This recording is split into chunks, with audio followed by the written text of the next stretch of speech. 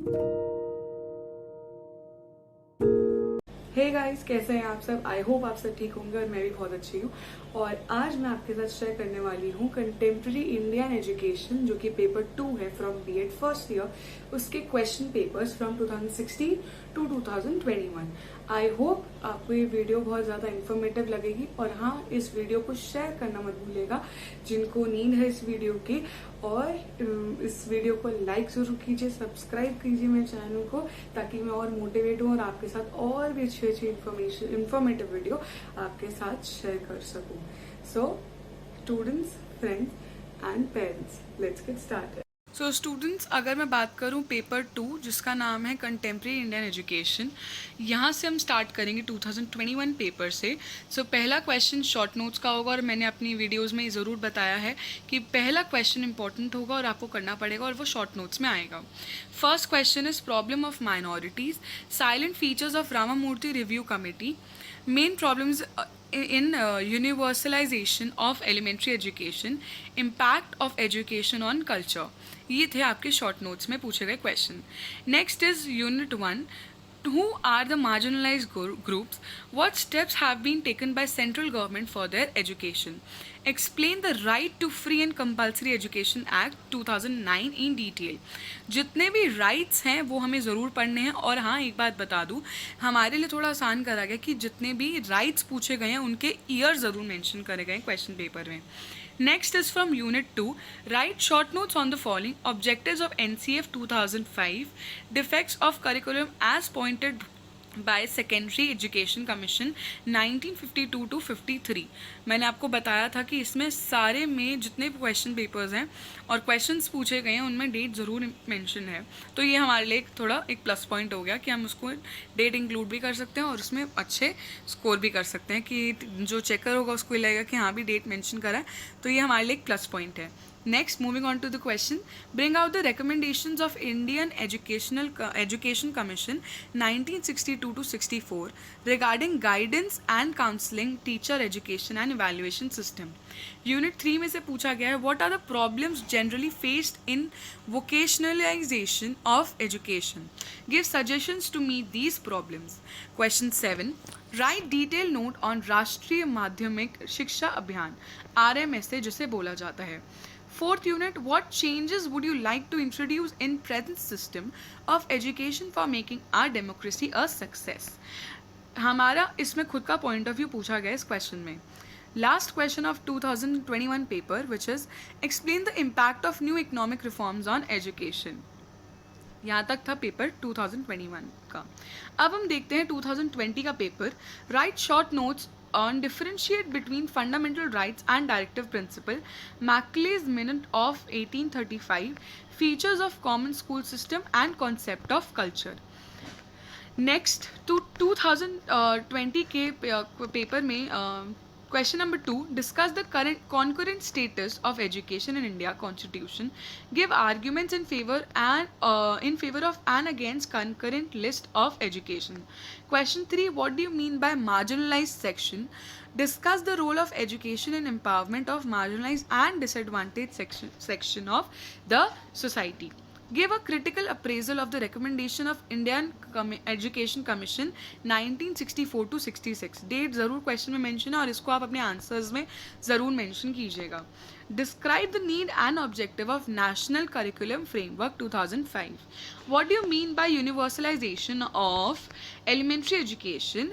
Discuss the role of SSA in universalization of elementary education। Explain the concept of modernisation, ये बहुत important topic है modernisation. What are its advantages and disadvantages, what do you mean by democracy, discuss the relationship between democracy and education. What are the new economic reforms in India? Describe the impact of economic reforms on education in India। ये था आपका last question of 2020। अब हम discuss करते हैं 2019 का question paper. Write short notes, हर question paper में शॉर्ट नोट्स इंपॉर्टेंट होगा। तो पहला क्वेश्चन है right to free and compulsory education, school and classroom environment, 3 language formula. 3 language formula बहुत इंपॉर्टेंट है। Place of a teacher in educating the culture। Unit 1, explain the priorities of educational development in India, In concurrent status of education, the Constitution of India gives fundamental rights one hand and takes them away with other. How far do you agree with this? Discuss. ऐसे question भी आ सकते हैं जिसमें आपका खुद का point of view मांगा जाए. यूनिट 2 में से पूछा गया है, how far the recommendations of Kothari commission on teachers education prove helpful in education. Kothari commission बहुत इंपॉर्टेंट है, ये ज़रूर आपको अच्छे से करना होगा. Write a reason criticism of Acharya Ram Murti committee 1990. Unit 3 में से पूछा गया है, what are the problems of universalisation of school education. Universalisation आप बार बार सुन रहे होगे, क्यों? क्योंकि इंपॉर्टेंट है और आपको ये करना पड़ेगा. Give suggestion for their remedy. Question 7. Mention the objectives of secondary education for vocalization and also discuss the cause of slow progress of vocational education in India. Unit 4. Urbanization is a result of economic and social change. Do you agree with this statement? Explain logically. मैंने बोला था कि आपको statements दी जाएंगे और उसमें आपको discuss करना पड़ेगा और आपको उसमें अपने points ज़रूर लिखने होंगे. What do you mean by technical empowerment? What is the importance of technology in present scenario? So this was all about paper 2019. अब हम 2018 का पेपर डिस्कस करेंगे. उसमें first short notes as usual हर पेपर में आते हैं.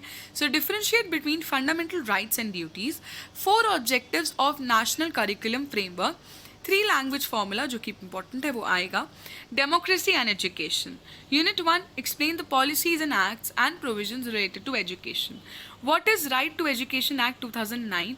जितने भी एक्ट्स हैं वो ज़रूर पढ़ लीजिएगा, आएंगे तो ज़रूरी. Throw light on its main features. जो भी आप एक्ट पढ़ोगे उसके कॉन्सेप्ट ज़रूर पढ़ना, उसके फीचर्स ज़रूर पढ़ना, उसका इम्पैक्ट क्या हुआ वो भी ज़रूर आपको पढ़ना पड़ेगा. Unit 2 describe the national education policy 1896 in detail. What is program of action? How many segments it has? Describe each segment in detail. Unit 3. What is universalization of elementary education? Explain in detail. Question 7. What do you mean by LPG? Explain its needs and importance in detail. Unit 4. What do you understand by integration between education and technology? Question 9. What do you mean by new economic reforms? Describe their impact on education. So this was all about question paper of 2018. Now we'll start discussing question paper of 2017. So first question is write short notes. Concurrent status of education. Aim of education according to Indian Education Commission 1964 to 66.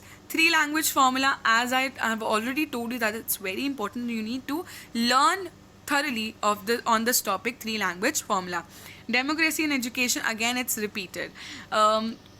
Students, many of the questions are repeated in the question papers, so I'll make a video of important topics that you need to cover and I'll post as soon as possible.